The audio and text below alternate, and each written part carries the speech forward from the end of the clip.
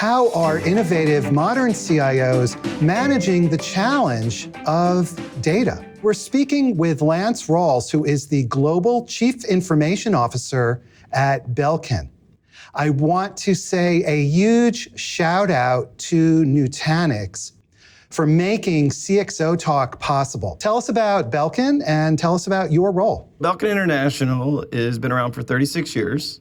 We're a family of brands that include Belkin as a starting point, Linksys, Wemo, which is our home automation IoT, and a newer brand called Fin that is going to revolutionize the world of water. We are part of Foxconn Interconnect Technology, who we merged with last year during an acquisition.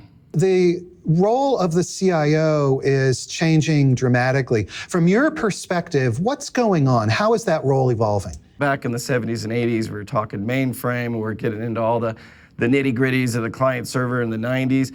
And so there was a lot of focus on just getting systems to work. Now it's not about getting systems to work, it's about allowing those systems and the data you have to really expand what your business is doing and allowing your business to innovate, create, and really be able to grow. And so the risk of not getting involved from a business perspective, what is that risk? We could become irrelevant if we're not involved in what's going on with the business and understanding what's there and what the needs are. The only way to keep relevancy and to be at the forefront is to really be hand in hand and lockstep with the business and what they're doing. How is it even possible for a modern CIO to not be lockstep with the business? We get caught a little too much in the day-to-day.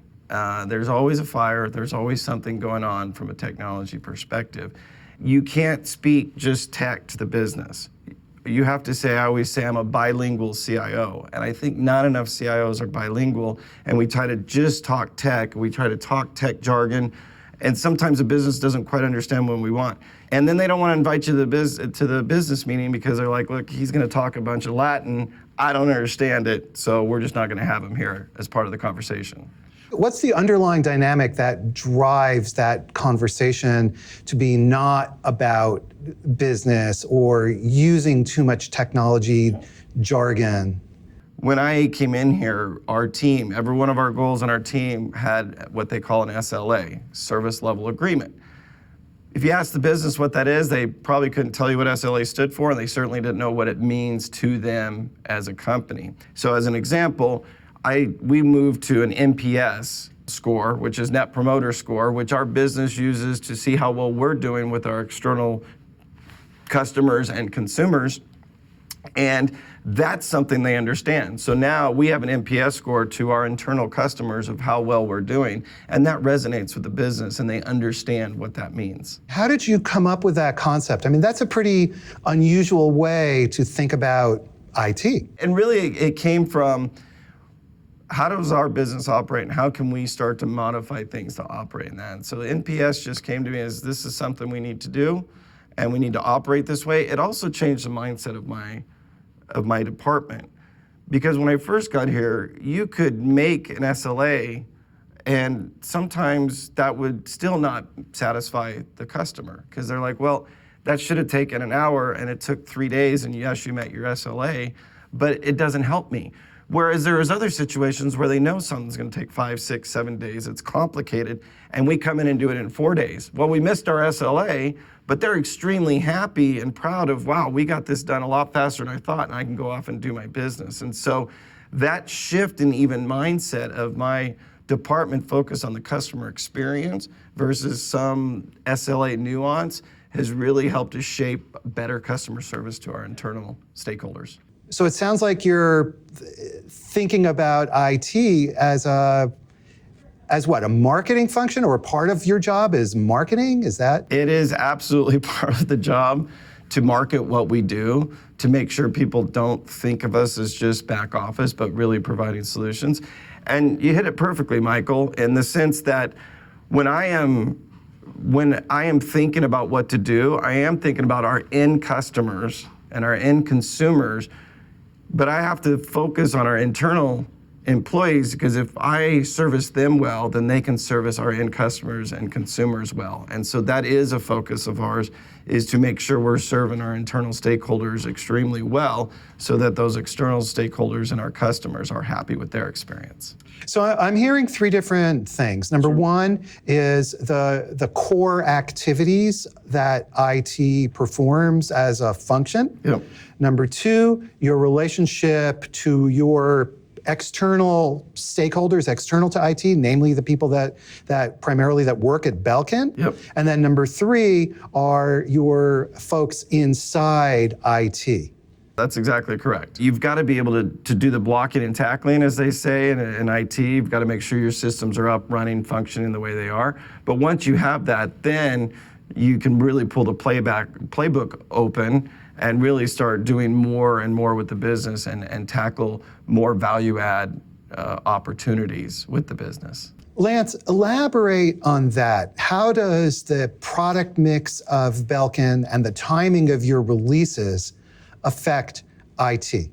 What is relevant for the systems we need to focus on to help get those products out and to be successful, to be out in the e-commerce space, to be in the retail space? How do we support the creative teams, the marketing teams, the sales teams, the finance teams, all of the pieces of the business, our product development teams, building the foundation that they work on top of to be able to exponentially increase their work is our goal, so that we can get products out the door faster. So if we don't have good systems and processes in place, then those things take longer than they should. And in our world, being first to market is important, and you want to get that latest and greatest product out there. If you don't have that trust between the business and technology, what you end up with is a system and a product that's not working for the business and is causing them to struggle and take longer to be able to build out our products and our opportunities. It sounds like a big part of what you do, or a very important part, is serving as a bridge or a translator almost between the intent rather than the words of the business. That is well reframed and exactly correct. Are there metrics that you use aside from NPS for measuring your success? We're always looking at places to put in better metrics for what we do. Another example of a good metrics to track is first time to resolution.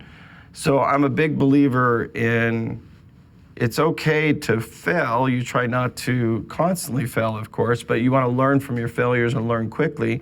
At the same time, we want to try to get it right most of the time. And so tracking that metrics of, first time to resolution and it fixes the business issue is an important metrics. When we're looking at our systems, it's ensuring that we understand our uptime and what's going on in that area, understanding how much data is coming in and what we're doing there. All of those things we're tracking on how fast we can get things done. So the traditional metrics actually don't go, the traditional IT metrics don't go away, but you're layering on a whole new set of important goals. Absolutely. You still need your IT metrics of your systems and what they're doing and how long they've been up, all that standard technical, jargon. But you need to find those metrics that then fit the business and what we're doing and tackling and accomplishing. Let's shift gears here and talk about data. Okay. Data is increasingly important for every business. And to begin, what kinds of data are you managing, and can you give us a sense of the volumes of data that you manage? From the data that we get in, some of the most valuable information that we pull into our systems and then are able to translate out into our sales and finance team is really what's happened at the point of sale. What is happening with our customers or the retailers, where that information is coming in, and then understanding where things are going. We're making decisions on that data of what's working, what's not working, and it is a fluid situation. And in this business, as I'd mentioned, our CEO and founder, 36 years of doing this business, is always talking about how you have to be quick to adapt and you got to be able to get in there, get your hands dirty and see what's going on. So that data is brought in and we feed that out, and it's important for then our analysts and our financial teams that they're presenting that to the business, that they can feel that the numbers are accurate, that it's been correct from our world into their world, and be able to make real decisions on the business. If we're not doing that, then the business could make decisions that are based on false data and really could cause bigger issues down the road. So the data is coming in from retailers, from your e-commerce site, and what do you do with it? We've got data coming in from the very beginning of a product and inventory, the whole supply chain and logistics of what's going on out there, where things are, our supply and demand planning. All of those things are pulling this data in and using using other pieces of the data. The data from the retailers is dictating what we're doing in supply and demand planning, as an example. And so that information, when it comes in, we have a team that has to get that data into the proper format, because every retailer doesn't necessarily put it in the same way. And there is some massaging we have to do. We try to automate as much as possible to reduce human error, but you do have to massage that data and make sure it's in a format that then can be used by the finance teams and the business and sales teams to use that. I know you're working with Nutanix. Yes. What are you doing with Nutanix? So Nutanix has been a great partner for us. We have, in this last year, we have went to build our own private cloud. And so, there is a benefit of the public cloud, having things on premise, and then now a private cloud. And so with Nutanix, they've really given us the ability to build our own private cloud, to be more scalable, to be able to take in more data as needed, more or less, so we can really scale up and down with Nutanix. It's a really easy system that allows our business, if we need to spin something up, just like you would in the cloud, it allows us to do that in our personal cloud. And there's real benefits to being in your personal cloud versus a private cloud. That's an interesting question. Private cloud, public cloud, hybrid cloud, and it's almost a religious battle at times. It is an interesting conversation because I will hear certain things that make me cringe a little bit. I've been in situations a few years back where someone will say, no, we don't want to go to the cloud at all. It's not secure, it's too scary. And really those are bad ways to look at it on both fronts. I think you have to look at each situation, and there's absolutely valid reasons to go and be on premise, to be in the public cloud, and to be in the private cloud. And so in my mind, if you're not doing a little of everything, it gets a little complicated. Maybe less and less of the on-prem as you go more into your private cloud. But eventually, we will always have a private and a public cloud offering here to our business. And one of the reasons and the benefits of that is and it can go both ways. Sometimes they just need to test something quickly, and so we can give them something on our Nutanix systems and in the private cloud, and they're off and running. Sometimes they want to go into the public cloud because that's where the focus is going to be. We're either building products that are going to be out in the public cloud, whatever the case may be. And we are constantly evaluating if that is in fact in the right place. So when we go into production with what we're doing in the business, we may find, this would be better in a private cloud versus a public cloud or vice versa. So we're always looking to go back and forth between those two offerings. So how do you make the decision about what to do? That's interesting with private cloud because you are in your data centers still, or in a data center, I should say. We don't have our own data centers anymore. So we're out in a third-party data center. So yes, I could see someone saying, yeah, private cloud, is it really private cloud? But I have to say, but if it's not in your data center, then it's in somebody's cloud. Correct. So the whole thing becomes absolutely confusing anyway. Right. Yeah, I know the whole cloud thing still makes me laugh when you see little comics and CEOs talking about this cloud, this white puffy thing up in the top, and how does that tie to my business? And so, yeah, for us, having the ability to have the virtualization, and we virtualize our data, we virtualize our systems, everything's virtualized to speed up what we deal with and to reduce our footprint as well. So when you virtualize your data and your systems, you're reducing your needs and footprint and thus costs to do that. And so when we're looking at it, you asked what are some of the things we look at? It really comes down to cost, scalability, reliability, and what's truly needed from the business from a velocity standpoint. And so we help the velocity of business and what we're doing based on those decisions. And there's no one right answer. I can't sit here and tell you, yep, in these 10 examples go public and in these 10 examples go private.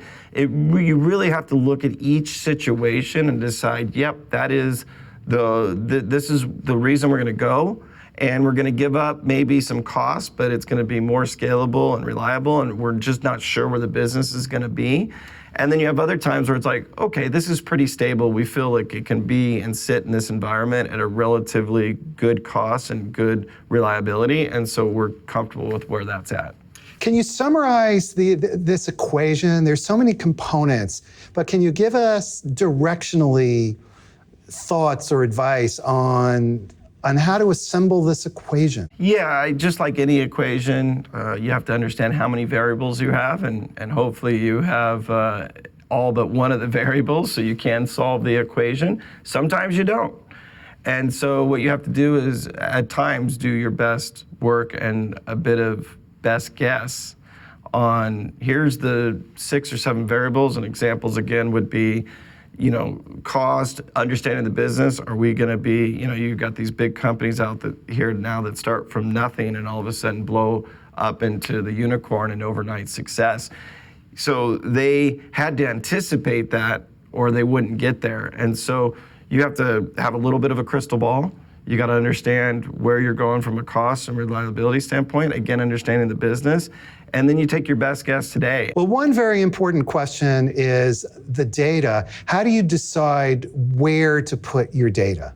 We obviously have sensitive data in the world of privacy policy really coming up. California's got one coming. There's more than 15 states out there looking for their own privacy policy. With GDPR out in the European Union, all of those areas have made us be sensitive, not only where we keep the data, but how we secure the data. And you have to secure the data not just from external folks, but from internal folks as well. There are certain situations where we can have certain people inside of our company, inside of Foxconn Interconnect Technology and Belkin International, that can see certain data. So we have to be very careful about that.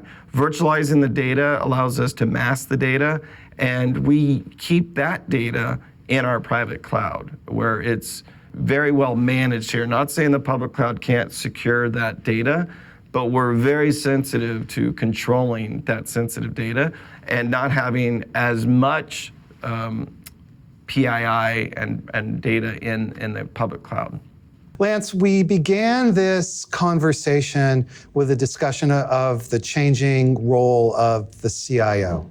As we finish up, what advice do you have for CIOs who are facing this prospect of either growth or even dropping into irrelevancy for the business? What advice do you have for folks? I like to say that my CIO title is not Chief Infrastructure Officer, because if we do that, then we will go into irrelevancy, because you can get a public cloud to do that. And if you're not adding value to the business, then that's what you are as a Chief Infrastructure Officer.